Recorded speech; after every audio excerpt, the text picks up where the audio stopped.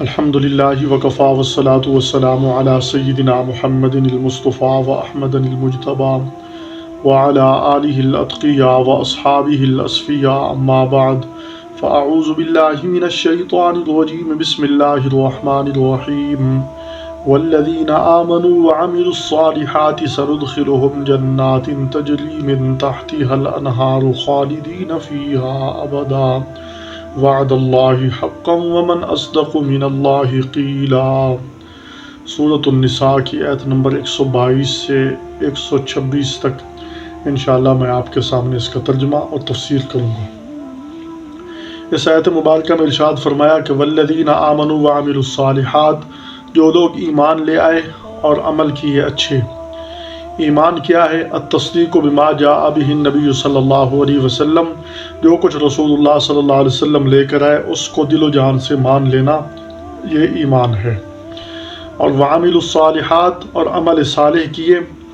عمل صالح کے اندر نماز، روزہ، حج، زکوٰۃ، جہاد اور جتنے بھی نیکی کے راستے ہیں ان سب کو اس نے اپنایا۔ ایمانیات کے اندر اللہ کی ذات پر ایمان، رسولوں پر ایمان، کتابوں پر ایمان، فرشتوں پر ایمان، اچھی اور بری تقدیر پر ایمان، جیسے ایمان مفصل کے اندر ہم پڑھتے ہیں۔ تو فرمایا جو لوگ ایمان لے آئے اور بھلے کام کیے، سندخلہم جنات تجری من تحتها الانہار، اللہ وعدہ فرما رہے ہیں کہ ہم ان کو ایسے باغات میں داخل کریں گے جن کے نیچے نہریں چل رہی ہیں، خالدین فیہا ابدا، ان میں ہمیشہ ہمیشہ رہیں گے۔ وعد اللہ حقا، یہ اللہ کا سچا وعدہ ہے۔ ومن اصدق من اللہ قیلا، اور اللہ سے کون سچا ہو سکتا ہے، اور اللہ سے زیادہ سچا کون ہے۔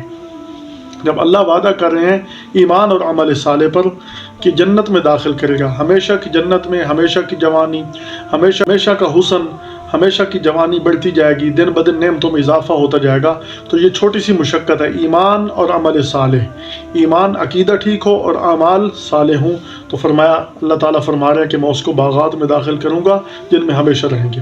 آگے فرمایا لیس بامانیکم ولا امانی اہل الکتاب، نہیں ہے تمہاری آرزو امیدوں پر مدار اور نہ اہل کتاب کی امیدوں پر مدار۔ اہل ایمان اور یہود ایک دفعہ بیٹھے، یہود کہنے لگے کہ ہمارے نبی موسیٰ علیہ السلام اچھے ہیں، وہ پہلے تشریف لائے، ہماری تورات کتاب اچھی ہے، وہ پہلے نازل ہوئی۔ مسلمان کہنے لگے کہ ہمارے نبی خاتم النبیین صلی اللہ علیہ وسلم ہیں، وہ اچھے ہیں، اور ہماری کتاب سب کتابوں کے آخر میں آئی، اس نے سب کے کتابوں کو ختم کر دیا، اس لیے ہماری کتاب اچھی ہے۔ تو اللہ رب العالمین نے فرمایا آرزویں کرنے سے بات نہیں بنتا، کسی کو اچھا کہنا یا برا کہنے سے بات نہیں بنتا، بات بنتی ہے اعمال صالح سے۔ من یعمل سوءا یجز بہ، جو کوئی برائی کرے گا اس کی سزا پائے گا۔ فرمایا ولا یجد لہ من دون اللہ ولیا ولا نصیرا، اور اپنے لیے اللہ کے علاوہ نہ کوئی حمایتی اور نہ کوئی مددگار پائیں گے۔ تو خلاصہ یہ ہے کہ کسی کی نسبت محض بغیر عمل کے وہ کام نہیں دیتی۔ یہود یہ بھی ساتھ کہنے لگے کہ نحن ابناء اللہ و احباؤ، ہم اللہ کے بیٹے اور محبوب ہیں۔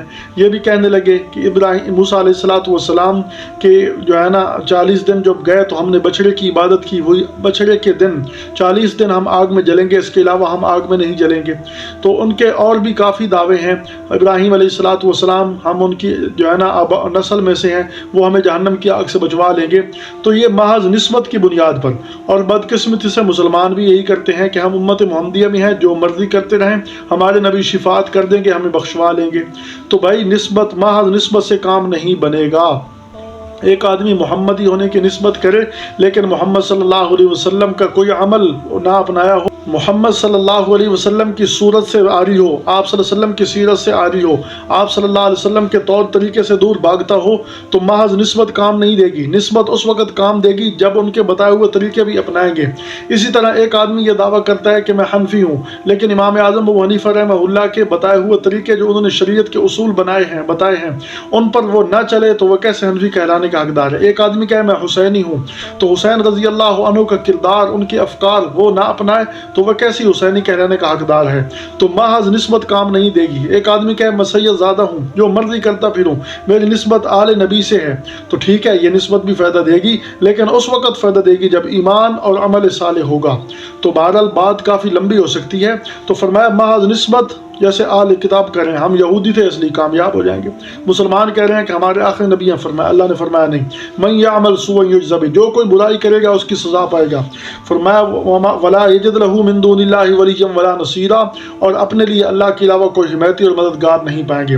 آگے فرمایا ومن یعمل من الصالحات، جو کوئی اچھے کام کرے گا، من ذکر او انثی، مرد ہو یا عورت، وہو مؤمن، ایمان شرط ہے، فاولئک یدخلون الجنہ، یہ لوگ جنت میں داخل ہوں گے، ولا یظلمون نقیرا، اور ان پر ایک تل کے برابر بھی ظلم نہیں کیا جائے گا۔ تو معلوم ہوا کہ سب سے پہلے ایمان، دوسرے نمبر پر عمل صالح، ایمان بھی ہوا، عمل صالح بھی ہوا، پھر نسبت، کچھ کمی کوتاہی ہوئی نسبت کی برکت سے اللہ ضرور معاف کر دیں گے، اللہ تعالیٰ قادر مطلق ہیں۔ آگے فرمایا ومن احسن دینا ممن اسلم وجهه للہ وهو محسن، آگے اللہ تعالیٰ نے کامیابی کے دو بہترین اصول بیان فرمائے۔ پہلا اصول یہ ہے کہ وہ آدمی جس نے بہتر کیا، اس سے بہتر کس کا دین ہے؟ جس نے جھکا دی اپنی پیشانی اپنے رب کے لیے، اللہ کے لیے اپنی پیشانی جھکا دی۔ تو سب سے پہلی چیز وہ اپنے آپ کو اللہ کے سپرد کر دو، اپنا ہر عمل اللہ کے لیے کیا جائے، یعنی اخلاص ہو، اور دوسرے نمبر پر وہ محسن، اور وہ عمل بھی شریعت مطہرہ کے مطابق ہو، جناب رسول اللہ صلی اللہ علیہ وسلم کی سنت کے مطابق ہو۔ تو گویا کہ پہلے نمبر پر اخلاص ہوا، عمل ہو اخلاص کے لیے، اللہ کے لیے، نیت درست ہے کہ جو میرا کام ہو وہ صرف اللہ کی رضا کے لیے، اور دوسرے نمبر پر وہ عمل شریعت مطہرہ کے مطابق ہو، رسول اللہ صلی اللہ علیہ وسلم کی سنت کے مطابق ہو، تو وہ عمل مقبول ہوگا۔ اگر کوئی بندہ بڑے سے بڑا عمل کرے لیکن آپ صلی اللہ علیہ وسلم کی شریعت کے خلاف ہوگا تو وہ عمل رد کر دیا جائے گا، اس عمل کا اللہ کی بارگاہ میں ذرا برابر بھی وزن نہیں کیا جائے گا۔ فرمایا کہ گویا کہ دو شرط سامنے، اخلاص اور اتباع سنت، اتباع سنت، اخلاص اور اتباع سنت، اخلاص اور اتباع سنت۔ فرمایا واتبع ملت ابراہیم حنیفہ، اور چلا ابراہیم علیہ السلام کی ملت پر جو ایک طرف کا تھا، یکسو تھے ابراہیم علیہ السلام کہ وہ حنیف تھے، ان کا دین حنیف ہے، یکسو ہے، اللہ تعالیٰ سے خالص لیا ہوا دین ہے۔ واتخذ اللہ ابراہیم خلیلا، اور اللہ نے ابراہیم کو خلیل بنا لیا، دوست بنا لیا۔ خلیل کیوں بنایا؟ کہ ابراہیم علیہ السلام نے اپنے آپ کو اللہ کے سپرد کر دیا، اللہ کی رضا کے لیے اپنے آپ کو ڈال دیا، حکم دیا کہ اپنے شیرخوار بچے کو جنگل میں چھوڑ دو، یہ نہیں کہا کیوں چھوڑ کر آؤں، چلے گئے، چھوڑ دیا۔ حکم دیا کہ اس کے گردن پر چھری چلا دو، چھری چلا دی۔ اور خلیل اس لیے بھی کہا جاتا ہے، ابراہیم علیہ السلام نے کبھی غیر کے سامنے اپنی حاجت نہیں رکھی، جب بھی کوئی ضرورت پیش آئی اپنے رب کے سامنے پیش کی، اس لیے ان کو خلیل کہا جاتا ہے۔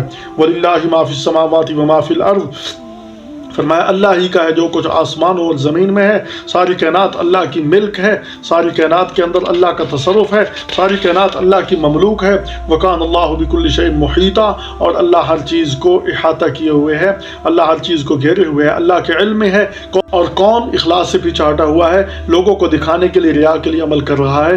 اللہ تعالی ہمیں صحیح طور پر سمجھنے کی توفیق عطا فرمائے۔ بالکل مختصر تفسیر کی ہے، اللہ تعالی ہمیں تفسیر کو سمجھ کر، قرآن و سنت کو سمجھ کر عمل کی توفیق عطا فرمائے۔ وما توفیقنا الا باللہ۔